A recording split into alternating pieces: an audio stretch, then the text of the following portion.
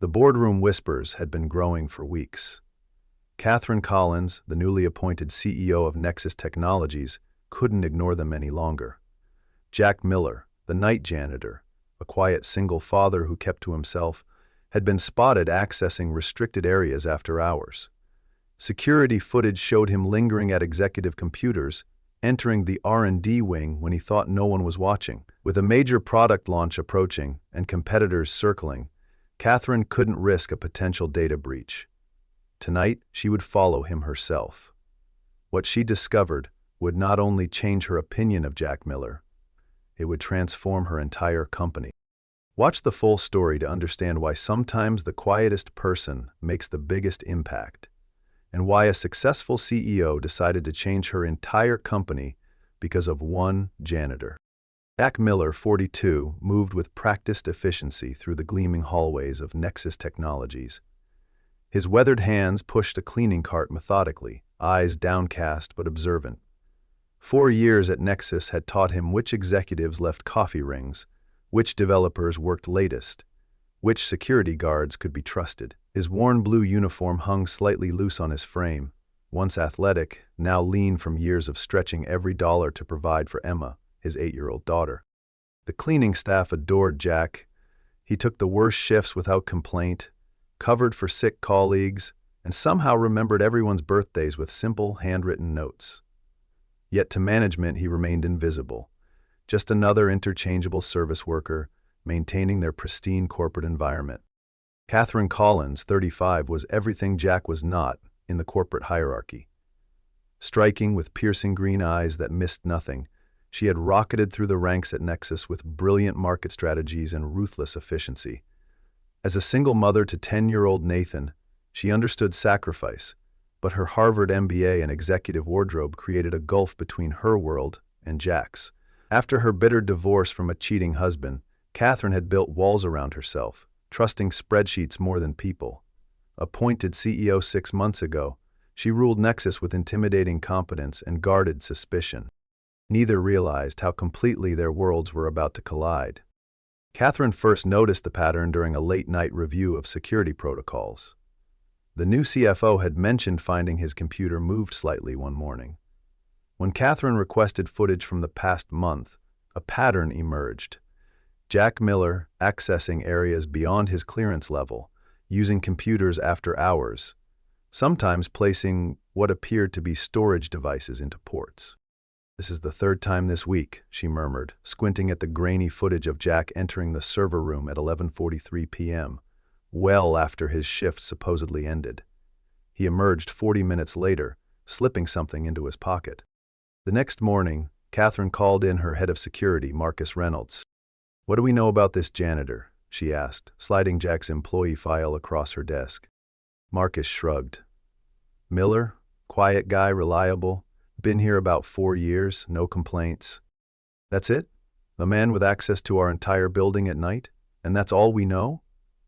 Katherine's voice took on the edge that made executives wince. The file was thin. Jack Miller, 42. Previous employment, various, no college listed. Single father. Emergency contact, Mrs. Elaine Miller, his mother. Perfect attendance record, minimum wage plus standard benefits. Nothing that explained why a janitor needed access to high-security areas or executive computers. That afternoon, Katherine noticed Jack polishing the glass walls of the conference room while her executive team debated quarterly projections. His reflection watched the presentation momentarily before moving on. Had he been reading the confidential numbers displayed on the screen? "We have a major product launch in 3 weeks," she reminded Marcus later. "If any of that proprietary technology leaks, want me to terminate him? We could do it quietly." Katherine considered this. Something didn't add up. Jack had been at Nexus for years. Why start industrial espionage now? And if he was stealing data, why be so obvious about it? "Not yet. I want to know what he's doing first, who he's working for." That Friday, Katherine canceled her dinner plans and stayed late, changing into casual clothes kept for gym emergencies. When Jack's shift ended at 10 p.m., she followed him to the parking lot, maintaining distance as his battered Honda Civic pulled out. The car headed away from the affluent neighborhoods surrounding Nexus into progressively working-class areas. Katherine kept 3 cars between them, heart racing. Was he meeting contacts? Selling Nexus's intellectual property? After 20 minutes, Jack parked outside a run-down community center. The faded sign read Westside Community Resource Center. Jack retrieved a worn backpack from his trunk and walked inside. Katherine waited 5 minutes before following. Through a window, she could see Jack setting up laptops in what appeared to be a classroom. Children began filing in, mostly teenagers, some younger, from visibly diverse backgrounds. Jack greeted each by name, helping them settle at workstations. Confused, Katherine slipped inside, lingering in the hallway. She could hear Jack's voice, warm and authoritative in a way she'd never heard at Nexus. Remember what we discussed about algorithm efficiency? Today we're putting that into practice. Let's build something that actually helps people. Katherine peered around the doorframe. Jack stood before a whiteboard, diagramming what appeared to be a complex software flowchart. The teenagers watched with rapt attention as his confident hands mapped connections between modules. Hands that hours earlier had been emptying trash bins at Nexus. "Mr. Miller," a girl with bright eyes raised her hand. "Could we use this same approach for the community resource database?" "Excellent question, Lucia. That's exactly the kind of application I had in mind." Katherine watched, dumbfounded, as Jack led the class through what she recognized as advanced systems architecture, college-level material at minimum. These children, many wearing second-hand clothes, typed furiously as Jack moved between stations, offering guidance with patient expertise. After class, she followed Jack to another room where younger children waited. From her hiding spot, Katherine watched as he distributed refurbished laptops to wide-eyed recipients.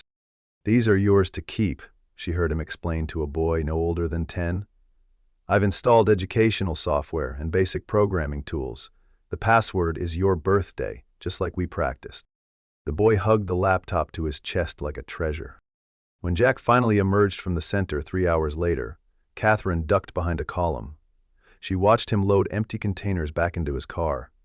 The same containers she'd seen him carrying out of Nexus. Not stolen technology, but donated equipment. Her phone vibrated with an urgent email from her assistant. Distracted, Katherine failed to notice Jack approaching until he spoke. "Ms. Collins, is everything all right?" She froze, caught in her surveillance. Jack stood a respectful distance away, confusion evident on his tired face. "I was just dropping off donations," she improvised, gesturing vaguely toward the center.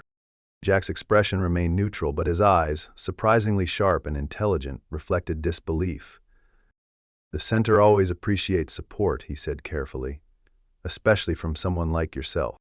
"Someone like myself? Someone with influence?" He hesitated. "If you're interested in the program, I'd be happy to show you around properly next time. We teach coding, digital literacy, resume building, basic skills that might help these kids break cycles of poverty. And you're qualified to teach these things because..." The question came out more accusatory than intended. Something shuddered in Jack's expression. "Good night, Ms. Collins." He walked to his car without looking back, leaving Katherine with more questions than when she'd arrived. The next morning, Katherine instructed her assistant to compile everything available on Jack Miller. By afternoon, she had her answer, one that made her sink into her chair in disbelief. Jack Miller wasn't just qualified to teach programming. According to archived articles and patents, he had once been Jonathan Jack Miller, Senior Systems Architect at Empirical Software. More startling, he had been part of the original development team for the core technology that Nexus had later acquired and built their flagship products upon. "This can't be right," Katherine muttered, scanning employment records. Jack had held a prestigious position at Empirical, then abruptly disappeared from the industry 5 years ago. Further digging revealed the reason: a wrongful termination lawsuit that Jack had filed against Empirical's then CEO William Harrington. The suit claimed Jack had been fired after blowing the whistle on unsafe shortcuts in medical software that could have endangered patients. Though Jack had eventually won a modest settlement, Harrington had blacklisted him throughout the industry. Shortly after, Jack's wife had died of cancer, leaving him alone to raise their daughter. Katherine sat back, processing this information against the man who silently cleaned her office each night. The janitor with downcast eyes had once been a rising star in exactly her industry, until principles cost him everything. That night, Katherine returned to the community center, this time walking directly to the administrative office. The director, an older woman named Diane, greeted her with surprise when Katherine introduced herself as Nexus's CEO. "Jack never mentioned knowing someone from Nexus," Diane remarked. "We're not exactly acquainted," Katherine admitted. "I'm curious about your program here." Diane's pride was evident as she explained. "We serve predominantly immigrant and low-income families. Many parents work multiple jobs, leaving children unsupervised. Our center provides safe space, meals, and education." She hesitated. "Jack's program has been transformative. Before him, we could barely offer basic computer access. Now we have coding classes, digital literacy, even internship preparation." "And Jack provides this for free?" Diane's expression softened. "He volunteers all his time. The equipment comes from donations he somehow finds. Refurbished laptops, monitors, cables. We've seen children who couldn't turn on a computer now building websites for local businesses." Katherine followed Diane to a small classroom where Jack sat with an elderly woman, patiently showing her how to use video calling software. "She hasn't seen her grandchildren in Venezuela for 8 years, Diane explained quietly. Jack set up the connection and taught her how to use it. As they toured the facility, Katherine noticed the makeshift nature of everything. Outdated equipment, furniture held together with duct tape, a leaking ceiling with strategically placed buckets. Yet somehow, the space radiated purpose and hope. "Our biggest challenge is space and equipment," Diane confided. "We have a waiting list of 60 children. Jack does miracles with what he finds, but..." "What if someone wanted to help?" Katherine asked. Diane's eyes widened. "That would be extraordinary." The next day, Katherine authorized an anonymous corporate donation to the West Side Center. Enough for building repairs, new equipment, and expanded programming space. When Jack arrived that evening to find new computers being installed, Diane simply said they'd received an unexpected blessing. Over the following weeks, Katherine found herself inventing reasons to work late, observing Jack from a distance. Once aware of his background, she noticed the incongruities. How he methodically organized server cables that most janitors would jumble together. How his eyes lingered on code displayed on developer screens. The careful way he handled electronic equipment others might treat as trash. When developers left prototype tablets unattended, Jack didn't steal them.